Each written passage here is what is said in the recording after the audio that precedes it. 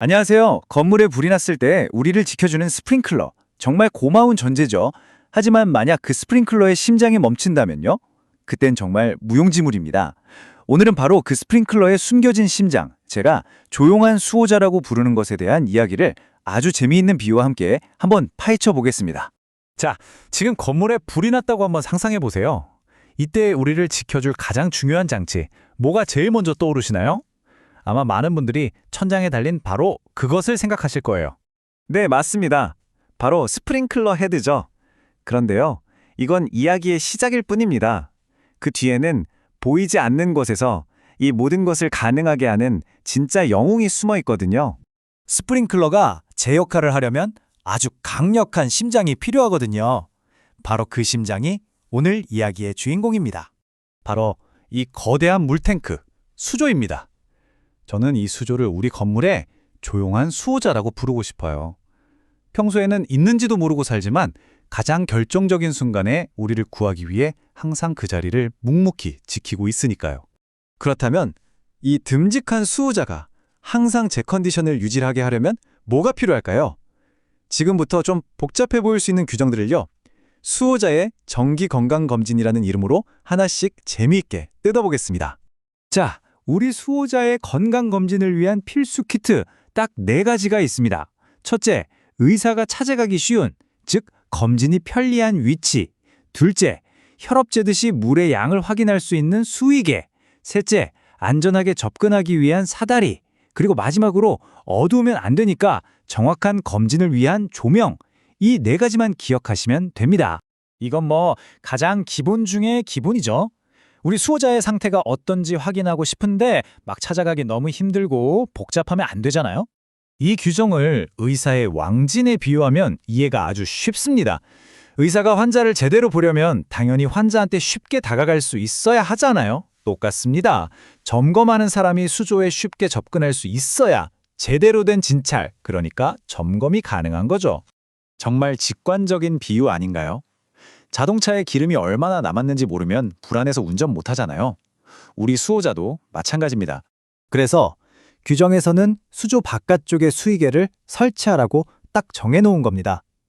이 연료 게이지 덕분에 우리는 우리 수호자가 비상 상황에 출동할 연료, 즉 물을 충분히 가지고 있는지 한눈에 알 수 있는 거죠. 물론 예외는 있습니다. 구조적으로 수의계를 설치하기가 정말 너무 어렵다. 그러면 맨홀 뚜껑을 열어서라도 물의 양을 쉽게 확인할 수 있게는 해놔야 한다는 뜻입니다. 핵심은 언제든지 확인할 수 있어야 한다는 거예요. 자, 건강검진을 위한 마지막 준비물입니다. 환자가 손도 안 닿는 저 높은 곳에 누워 있거나 진찰실이 캄캄하면 제대로 볼 수가 없겠죠.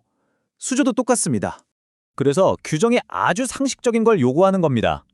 수조 꼭대기가 너무 높으면 안전하게 올라갈 고정식 사다리를 만들고, 수조가 실내에 있다면 내부를 환하게 비출 조명을 설치해라. 아주 철저한 검진을 위한 완벽한 환경을 만들어 달라는 거죠. 자, 이제 건강검진을 할 환경은 다 갖춰졌습니다.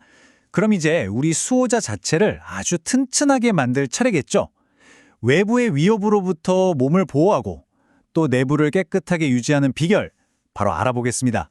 이 규정은 정말 중요합니다. 아니, 불났을 때 물을 뿜어야 할 수조가 꽁꽁 언 얼음덩어리면 무슨 소용이 있겠어요.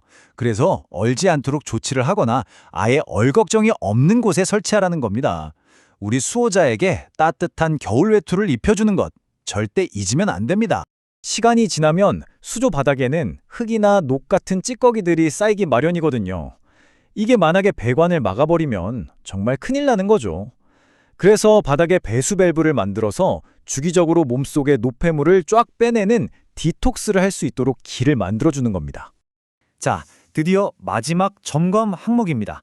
바로 우리 수호자에게 아주 명확한 이름표를 달아주는 일입니다. 이 수호자가 누구고 무슨 일을 하는지 모두가 한눈에 딱 알아볼 수 있어야 하거든요. 긴급 상황에서는 정말 1초가 급하잖아요.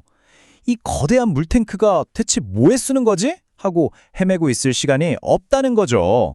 그래서 우리 수호자에게는 아주 명확한 이름표가 필요한 겁니다. 그래서 규정은 아주 명확하게 요구합니다. 수조 바깥쪽 잘 보이는 곳에 스프링클러 소화 설비용 수조라고 써붙여라.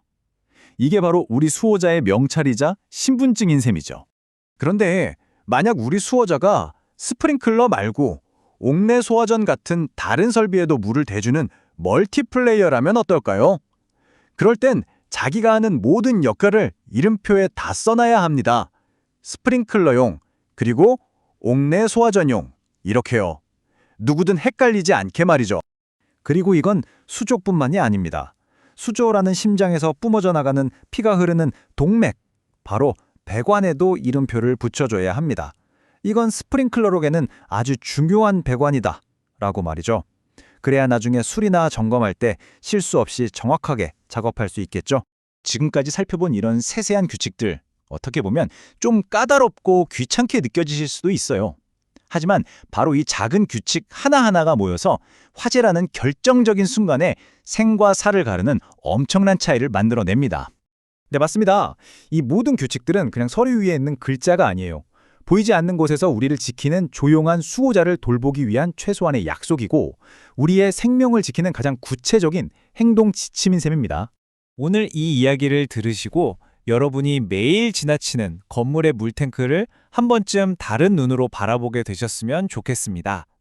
우리가 무심코 지나치는 저것이 바로 나의 그리고 우리 모두의 수호천사일 수 있다는 생각 한 번쯤 해볼 만하지 않을까요? 여러분이 계신 건물의 수호천사는 안녕하신가요?